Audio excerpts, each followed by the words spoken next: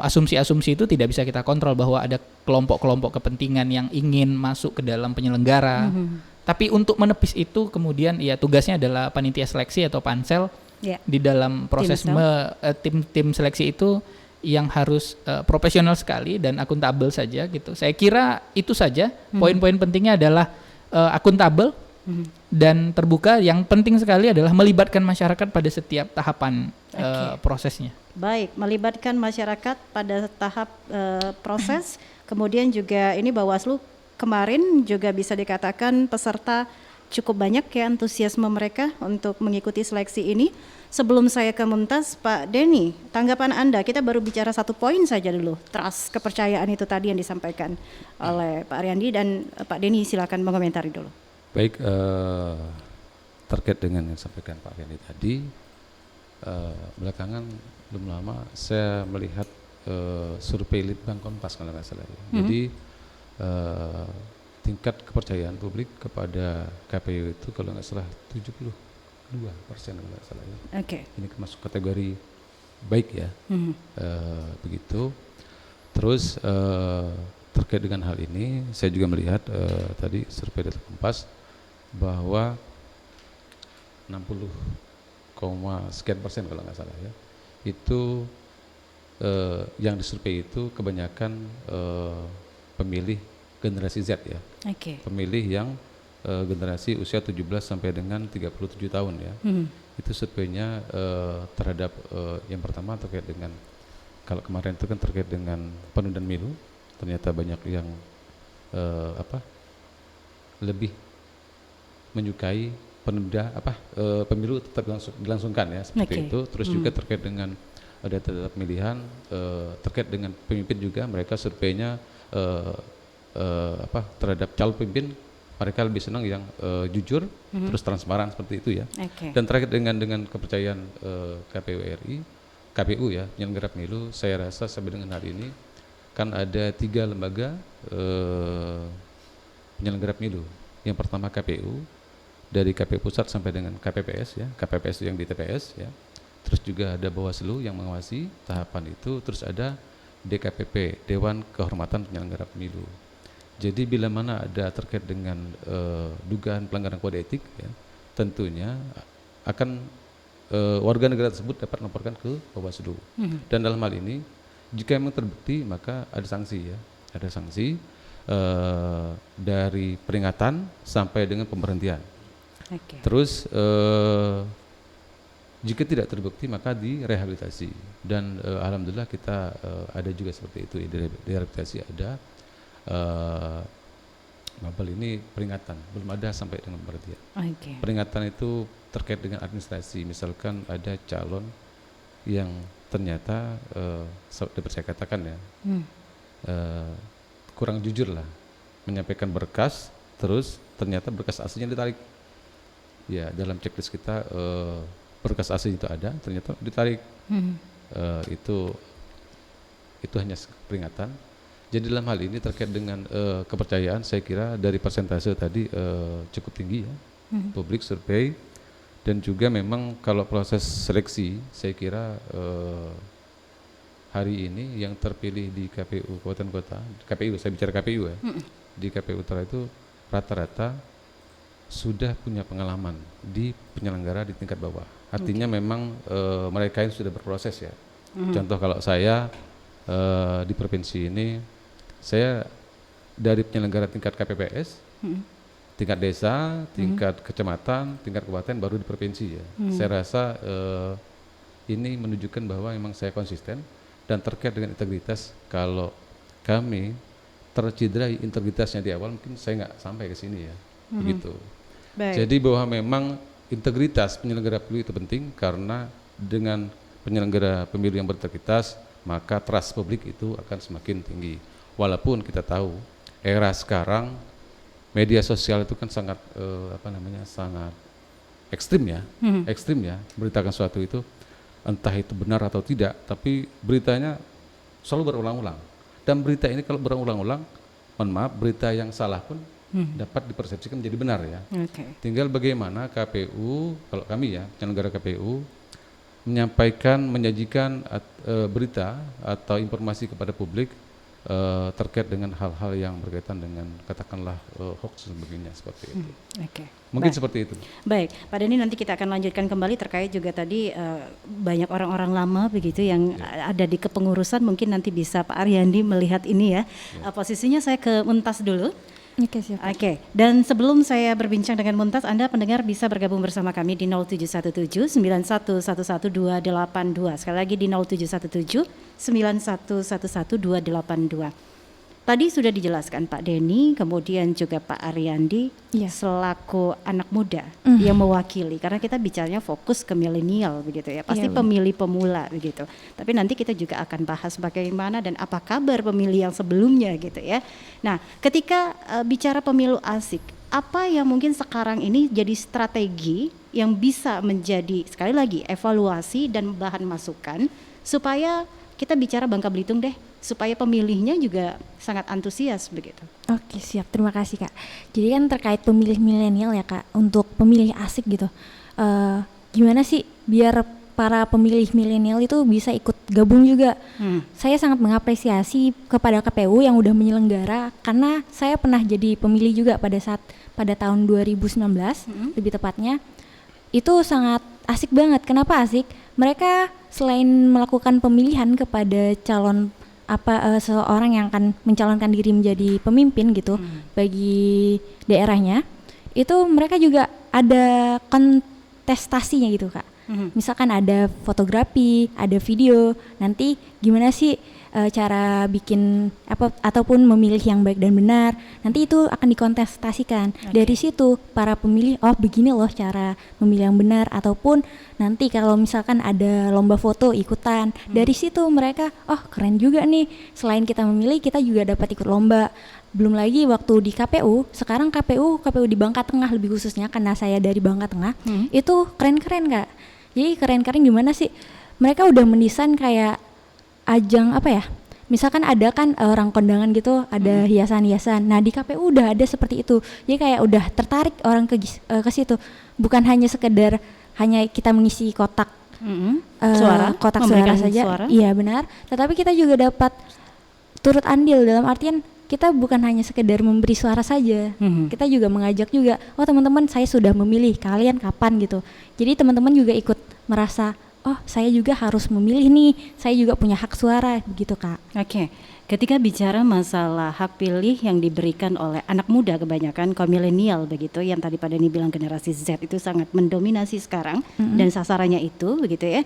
Tadi kan sudah disampaikan bahwa KPU Bangka Tengah dalam hal ini karena domisilinya Muntas ada di sana sudah berkreasi begitu. Tapi yang saya tanyakan adalah kolaborasi dengan anak-anak muda, khususnya mungkin dari para mahasiswa, pelajar dan lainnya. Sejauh ini sudah Anda rasakan belum? Kalau dari misalkan ikut turun langsung ke KPU-nya begitu ya, ketika KPU punya sosialisasi dan mereka melibatkan anak muda pastinya, karena kan sasarannya itu. Nggak mungkin kan kalau misalnya anak muda yang turun untuk mensosialisasikan itu adalah kaum sebelumnya begitu, yang para orang tua dan sebagainya, itu kayak gimana? Kalau saya rasa, kalau saya sendiri, saya belum pernah ikut gabung, tapi mungkin teman-teman lainnya itu pernah, Kak. Karena kan tidak semua harus ikut campur, dalam artian saya mahasiswa bukan backgroundnya politik, tapi pada dasarnya setiap orang punya hak pilih. Maka dari itu misalkan ada kolaborasi, itu boleh banget gitu, menggait pada teman-teman, bukan hanya sekedar teman-teman politik saja, tapi teman-teman dari jurusan lain juga, seperti itu mungkin, Kak. Karena bukan anak politik, tapi saya mau tanya sama Muntas, politik itu asik nggak sih? Ada sebagian orang yang malas banget bersentuhan dengan politik. Politik itu menurut saya ribet, Kak. Kenapa? Karena banyak banget hal-hal yang mesti gimana ya? Karena pada dasarnya setiap orang tuh punya rasa pandangan sendiri gitu, Kak. Pandangan sendiri. Baik. Pertanyaan buat Muntas, ketika tadi peserta itu kan banyak ya, kita udah tahu tadi peserta pemilunya juga luar biasa, khususnya untuk partai. Mereka nanti pasti akan mengusung siapa saja yang mungkin akan dicalonkan sebagai presiden, wakil presiden, seterusnya begitu sampai ke daerah. Orang banyak kita belajar di pemilu sebelumnya tuh yang muda yang kayaknya luar biasa begitu ya. Anak-anak muda tuh fokusnya pada yang muda juga gitu. Iya. Contohnya Pak Sandiaga Uno kemarin luar biasa trendingnya karena anak muda gitu ya. Targetnya luar biasa. Anda melihatnya sampai di situ tidak posisinya? Harus yang seperti itu visinya untuk anak muda atau memang profilnya juga mewakilkan? Itu sudah gimana ya, lengkap banget menurut saya. Dalam artian mereka kayak Pak Sandiaga Uno lah contohnya ya kan, udah targetnya anak muda. Karena kenapa mereka menargetkan anak muda? Karena tadi pemilihnya memang anak muda yang kebanyakan jadi sasarannya atau pasarnya gitu. Nah untuk apa tadi, boleh diulangi lagi? Iya, ketika profil bergantung dengan profil atau visi yang lebih diutamakan, Muntas? Dua-duanya sih Kak. Dua-duanya. Pastinya iya. Oke. Katakanlah misalnya mohon maaf nggak good looking tapi visinya oke untuk anak muda, apakah juga menjadi bahan pertimbangan? Kalau misalkan good looking enggak juga sih Kak, dalam artian kita nggak melihat pemimpin itu cakep atau enggak gitu, tapi gimana sih, apa kontribusi yang udah dia pernah lakukan dan apa sih visi yang dia bawa ke depannya. Dari profilnya tadi kita lihat, oh sejalan nggak sih sama visinya, dan visi kedepannya itu berguna nggak sih buat anak muda seperti itu Kak. Diam-diam bisa juga berpolitik ya Oke, walaupun kan anak politik. Saya ke Pak Denny dulu. Siap. Dari apa yang sudah disampaikan oleh Muntas, ini adalah suara secara tidak langsung mewakili begitu ya, walaupun belum semuanya begitu ya. Tapi mungkin apa yang bisa ditangkap dari apa yang sudah disampaikan oleh Muntas tadi? Jadi begini ya, kalau KPU ya itu melakukan pendidikan pemilih kepada semua segmen ya. Ada segmen pemilih pemula ya. Pemilih pemula ini pemilih yang kategori usia 17 tahun ya, sampai dengan 20 tahun lah ya. Terus juga ada segmen pemilih mahasiswa juga ya, sampai dengan 24 tahun lah seperti itu. Kami juga sosialisasi kepada seluruh segmen ya, ada pemilih milenial, ada kepada OKP, Ormas ya, ada juga kepada kaum disabilitas. Baru-baru ini kami juga menyampaikan atau melakukan sosialisasi kepada mahasiswa. Tapi perwakilan, memang bahwa perwakilannya ada seluruh perguruan tinggi ya, kita undang. Cuman kalau saya lihat sih karena keterbatasan, itu yang diundang itu perwakilan mahasiswa ya, dari BB semua ada, semua ya, ada Bangka, Pangkal Pinang maupun di Bangka Tengah ada diundang semua. Terus terkait dengan yang disampaikan beliau tadi bahwa memang kalau menurut saya ya ada 4 karakter pemilih milenial ya, 4 karakter milenial. Yang pertama doubtfulness ya, generasi milenial yang masih belum menentukan pilihan. Mereka ini sering disebut swing voter ya. Katakanlah belum menentukan karena belum ada calon. Ada juga yang sekarang ini sebagian tuh yang sudah punya kagum kepada calon tertentu ya, seperti itu. Terus juga ada yang open minded yang kedua. Ini yang memiliki partisipasi dan pengetahuan yang tinggi terkait dengan politik atau melek politik ya. Terus ketiga apatetik seperti itu ya. Kalau apatis kan memang kurang peduli ya. Terus terakhir modest. Ini kecenderungan berdasarkan informasi orang terdekat ya. Contoh misal kalau iseng tanya pilih siapa nanti, itu jawabannya tergantung ayah lah, tergantung teman ya, kayak gitu ya, seperti itu. Jadi itu ada beberapa karakter pemilih milenial, dan mereka ini secara tadi saya sampaikan secara jumlah besar ya. Pemilu 2019 itu sekitar 70 sampai 90 juta ya. Sekitar 35 sampai dengan 45% dari total daftar pemilih ya. Ini besar ya. Dalam hal ini maka pendidikan itu penting, apalagi sekarang ini ya kita tahu kalau bahasa saya beberapa musuh demokrasi itu diantaranya money politik ya, hoax ya, SARA, politik identitas ya, seperti itu. Ini kan kalau sementara pada saat ini pemilih milenial ini mereka lebih cenderung aktif menggunakan medsos ya. Ada Facebook, Instagram, Twitter dan sebagainya ya. Seperti itu. Maka sementara kita tahu bahwa platform media tersebut banyak sekali berseliweran informasi ya. informasi yang katakanlah itu sekian persen yang kebenaran ini dapat diuji ya. Yang lain itu berpotensi hoax ya. Yang lain berpotensi hoax. Maka ini kami melakukan pendidikan sosialisasi pendidikan pemilih kepada mereka. Kami juga mengimbangi KPU juga harus mengimbangi ya. Contoh kalau sekarang itu tengah viral yang namanya Citayam Fashion Week ya. KPU juga dapat menggandeng itu ya dalam melakukan proses pemilih. Karena apa? Medsos kita tahu viral banget ya. Ya, Citayam Fashion Week itu. Saya kira itu bagian dari kreativitas, inovasi dari penyelenggara pemilu untuk melakukan sosialisasi kepada seluruh segmen pendidikan pemilih ya. Makasih. Pak Denny tadi menangkap bahwa ada beberapa karakter pemilih milenial nih yang sudah disampaikan. Istilahnya berarti kita memandang bahwa KPU ini sudah paham nih bahwa ada trik-trik khusus yang memang harusnya menyentuh mereka gitu ya. Kira-kira sejauh ini dengan beberapa karakter yang ada tadi yang sudah didalami, apa yang sudah dilakukan? Yang mana dulu ini yang didekati oleh pihak KPU untuk mensosialisasikan supaya pemilih milenial ini nantinya memang benar-benar berkontribusi? Ya. Baik, sebelumnya saya mengulas pemilu 2019 ya. Jadi pemilu 2019 kalau nasional kan partisipasi itu juga tinggi. Bubble itu partisipasi pemilu kita pada angka 81% ya. Itu pemilu 2019. Pemilu Pilkada 2020 kemarin partisipasi kita 76,6%. Jadi masih di atas target nasional ya. Walaupun di tengah pandemi. Salah satunya memang kita juga aktif di medsos ya. Aktif di medsos, begitu juga ke PRI. Jadi kami memiliki akun medsos ya. Baik IG, Facebook, Twitter dan semuanya ya, termasuk YouTube. Itu kan jendela kami untuk menyampaikan informasi dan sosialisasi kepada publik ya. Dengan arti kata dengan media sosial seperti ini yang mengikuti tren yang ada, semua karakter yang tadi disebutkan itu bisa dimasuki satu persatu begitu. Begini, jadi dalam hal ini itu kan strategi ya. Begitu juga terkait dengan ada yang namanya sosialisasi kepada pemilih itu yang temu langsung atau forum seperti itu. Itu ada segmen-segmennya seperti kepada mahasiswa, terus juga bahkan ada yang namanya konten lokal. Kalau di Bubble ini ada yang namanya program KPU Nata Kampung. KPU Nata Kampung itu mengunjungi desa-desa, bahkan ada program yang namanya Keluarga Sadar Pemilu, menyentuh keluarga.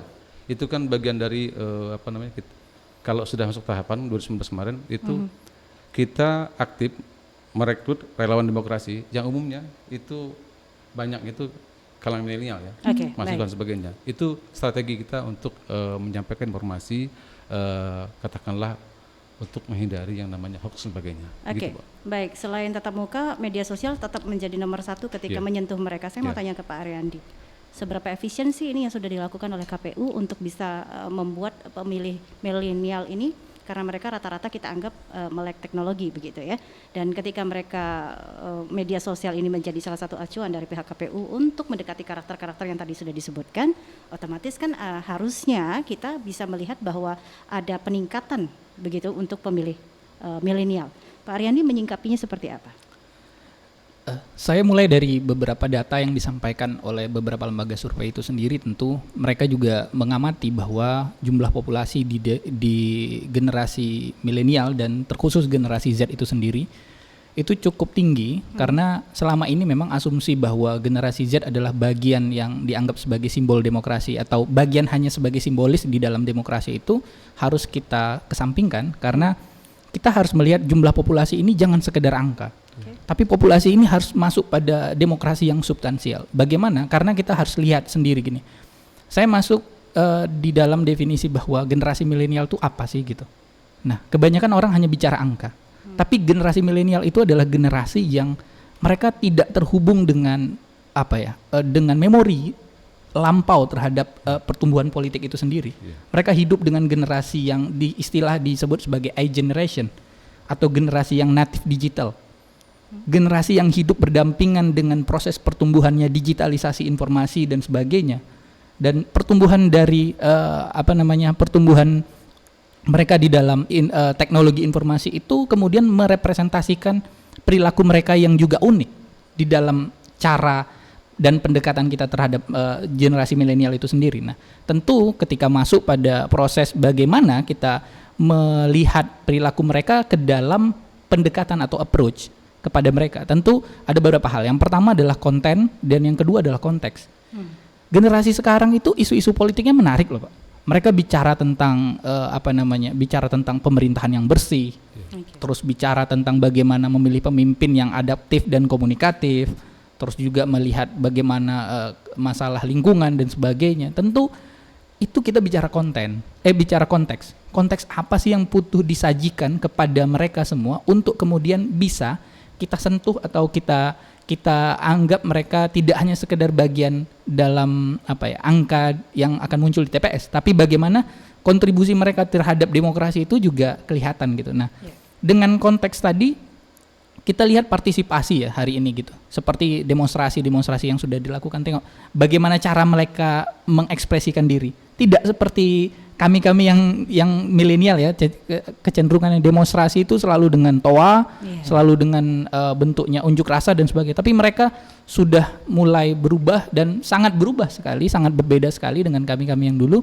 Dan mereka itu lebih kecenderungannya seperti ya menggunakan poster dengan kata-kata unik, terus menggunakan media sosial dan sebagainya. Nah, itu jangan dianggap sebagai sebuah perubahan sosial saja, tapi itu harus dianggap bagian dari masa depan pendekatan politik itu sendiri gitu. Karena kalau kita masuk dalam sebuah catatan, ada buku yang disampaikan oleh Benedict Anderson soal Imagine Community. Dia membayangkan sebuah komunitas baru di era yang akan datang, bahwa generasi milenial ini adalah generasi yang akan meneruskan perilaku-perilaku baru tadi. Nah, ketentuan itu kita lihat dari angka-angka partisipasi. Data yang disampaikan oleh IDI ya, Indikator Demokrasi Indonesia, bahwa Indikator Politik Demokrasi Indonesia menyampaikan bahwa angka partisipasi pemilih generasi Z itu kecenderungannya hanya 62% hari ini. Dari riset yang sudah dilakukan, dari survei yang dilakukan. Artinya kita harus tetap mengoptimalisasi proses pendekatannya. Nah, itu juga sudah mulai tercermin sebenarnya. Mulai dari 2019 ke 2024, pergerakan partai politik juga bisa kita lihat. Mereka sudah mulai membentuk sayap-sayap partai berbasis kepemudaan. Nah, mereka sudah mulai masuk dan sudah mulai fokus ke dalam melihat pemilih pemula sebagai konten yang cukup konteks yang cukup menarik untuk dijadikan pangsa pasar konstituen mereka pada pemilu yang akan datang. Nah, dengan kehadirannya mereka, tentu perilaku politik juga berubah. Nah, maka poinnya tadi, ketika pertanyaannya adalah bagaimana sejauh ini proses mereka teredukasi di dalam politik, itu kuncinya menurut saya adalah bagaimana konteks dan konten itu benar-benar tidak dalam tanda kutip gimmick belaka ya. Kebanyakan kan orang-orang yang turun dari partai-partai politik itu kecenderungannya ketika mereka menyentuh pemilih pemula dan kecenderungannya kepada teman-teman di generasi Z, itu pembicaraannya masih sangat tua sekali, tidak muda sama sekali. Cara pendekatan, bahasa. Nah, tentu itu menjadi menarik ketika kehadiran mereka tidak hanya sekedar proses konteksnya diberikan, tapi konten menyajikannya juga harus menarik. Karena kita pengen asik kan, kok harus kaku gitu. Nah, karena kita pengen asik, tentu bahasanya harus lebih ringan, lebih fun, sehingga mereka bisa mencerna itu dan menjadikan itu konten obrolan gitu. Politik udah menjadi konsumsi mereka sehari-hari. Nah, hari ini kan politik asumsinya adalah sesuatu yang berat, sesuatu yang rumit, sehingga konten tadi tidak disajikan benar-benar kepada generasi Z. Mungkin kuncinya ada dua tadi, bagaimana konteksnya kita sampaikan, isu-isu apa sih yang sedang diamati oleh teman-teman. Nah, yang kedua adalah konten. Cara kita mendekati isu tadi menggunakan cara seperti apa. Saya kira dua itu tadi. Baik, makanya tadi Muntas bilang ribet politik. Akhirnya itu tadi yang terjawab. Tapi saya balik lagi ke Muntas. Ketika tadi sudah disampaikan oleh Pak Ariandi, konteks dan konten gitu ya. Jadi konteks dan kontennya itu memang harus jelas. Coba dikasih semacam ide begitu. Mumpung ada Pak Denny di sini, nanti dibantu sama Pak Ariandi. Kalau Kalau Muntas sendiri, secara tidak langsung kan mungkin sudah berbicara dengan teman-teman, sering ngobrol begitu ya. Benar. Maunya ke depan itu seperti apa sih supaya kita nggak ngelihat kakunya di situ? Karena kalau mau bicara asik, benar kata Pak Ariandi, asiknya kita itu sekarang kan ya kayak gimana nih? Biar KPU juga nanti punya masukan untuk sosialisasinya biar lebih asik dan ngena, itu kayak gimana? Oke, baik. Terima kasih Kak. Jadi terkait untuk cara asik gitu masuk ke dalam pemilih generasi Z, gimana sih? Kalau zaman sekarang kan benar banget kata Pak Denny sama Pak Ariandi, para teman-teman itu bermain yang namanya sosial media, khususnya TikTok, Instagram. Kayak saya sendiri juga sering men-scroll hal-hal seperti itu. Nah di situ jarang sekali masuk yang namanya politik, untuk dalam artian yang FYP-nya kalau kata kita gitu Kak. Jarang banget FYP-nya tentang politik, malah FYP-nya tentang hal-hal lain. Tapi kalau misalkan ada nih, ini kan menuju 2 tahun lagi 2024. Kalau misalkan FYP-nya tentang politik itu dalam artian kita nyampein juga anak-anak milenial juga yang jadi apa ya, modelnya dalam video itu seperti itu Kak. Gitu. Ataupun orang KPU-nya langsung juga bisa seperti itu untuk menggait para anak muda. Gimana sih biar anak mudanya ikut langsung itu dilombakan. Lombakannya juga di-share informasinya secara luas, bukan hanya sekedar sosial media saja, tetapi misalkan di lampu merah, oh ini loh ada lomba TikTok khususnya dari KPU untuk teman-teman anak muda, gimana sih cara memilih yang benar gitu, pemilih yang asik gitu. Mereka jadi tahu informasinya, biar ke-share untuk semua orang seperti itu Kak. Nanti biar tanggapannya nanti begitu ya Pak Denny, disimpan dulu begitu. Ini kayaknya udah dicatat banyak nih catatannya nih kayaknya ya. Oke. Tanpa terasa kita 45 menit ini sudah, nanti kita akan lanjutkan kembali obrolan kita bicara tentang pemilu asik, menggait pemilih milenial bersama narasumber kita, ada Pak Denny, ada Pak Ariandi, dan juga ada Muntas. Kami kembali sesaat lagi.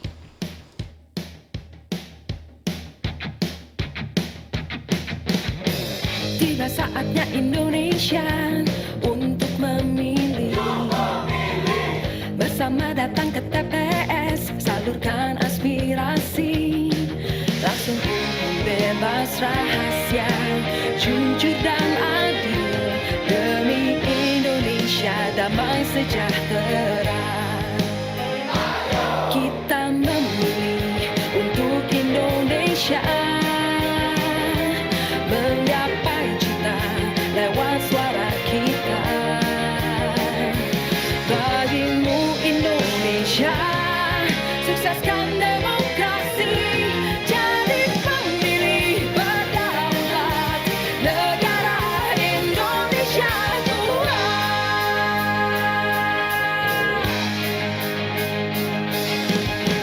Tiba saatnya Indonesia untuk memilih. Bersama datang ke TPS, salurkan aspirasi. Langsung bebas rahasia, jujur dan adil, demi Indonesia damai sejahtera. Kita memilih untuk Indonesia, menggapai cita lewat suara kita.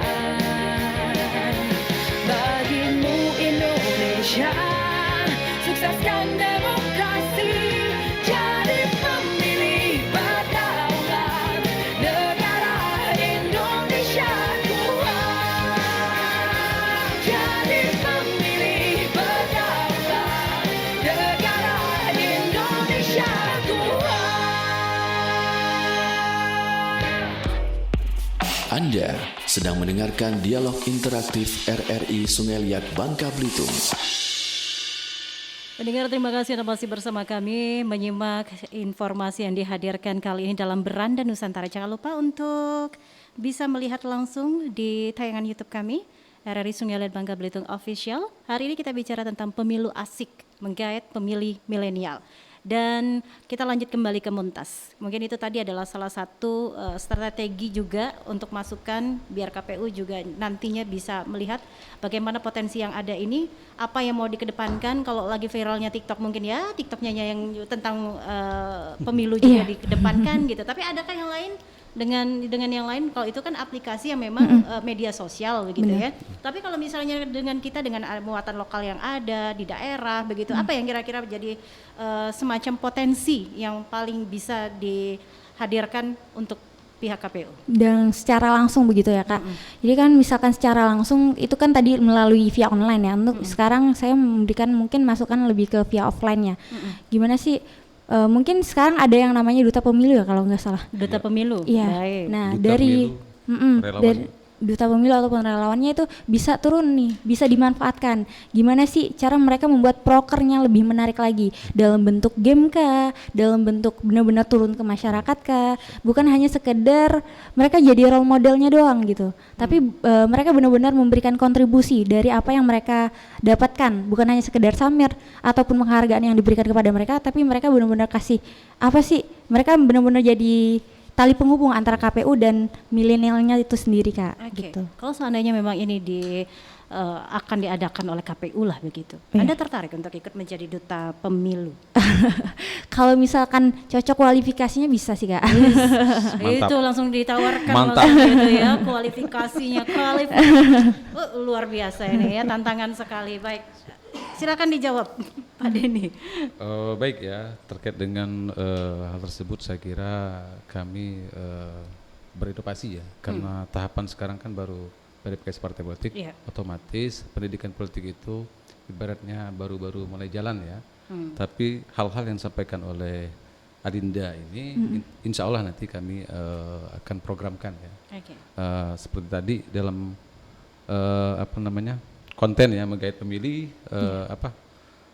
terkait dengan pemerannya seperti itu kan, pemerannya kalau yang telah lalu kami melibatkan juga, terus juga termasuk kalau di Bubble ini ada yang namanya Munir ya. Munir, jadi tokoh-tokoh seperti itu kami libatkan, ada konten-kontennya baik TikTok dan sebagainya lah ya, seperti itu. Tapi nanti sering berjalannya waktu, insya Allah kami kembangkan ya. Termasuk tadi saya sampaikan, sekarang ini Citayam Fashion Week, ya kalau bahasa dari teman-teman di KPU Pusat itu, insya Allah nanti menggandeng ya, karena viral ya. Ini kan justru menurut saya pada saat ini kita menggandeng semua pihak, menggandeng semua elemen bangsa ya, untuk menyelenggarakan pemilu 2024 ini dengan asik ya. Kita tahu bahwa insya Allah dari tadi mungkin kita bicara, saya belum menyampaikan tanggal 14 Februari 2024 itu kita akan memilih ya. Pilpres, Presiden, DPR, DPD, dan DPRD ya. Provinsi maupun kabupaten kota, tanggal 14 Februari. 14 Februari itu kan hari apa?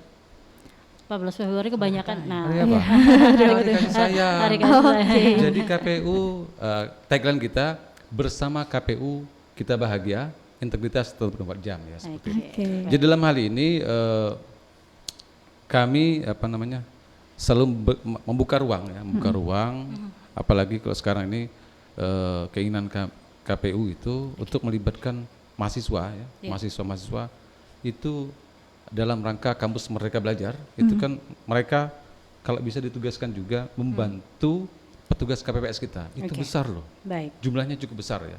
Ini kan dalam rangka untuk melibatkan katakanlah pemilih milenial, tidak hanya sebagai pemilih, tapi juga sebagai penyelenggara ya. Dan juga kita tahu bahwa pemilih syarat untuk menjadi calon anggota DPR, DPD itu 21 tahun. Jadi pemilih milenial itu terbuka untuk mencalonkan diri ya. Dan kita tahu di Bangka Belitung ini pada pemilu 2019 kemarin ada anggota DPRD yang terpilih pada usia 22 tahun kalau nggak salah.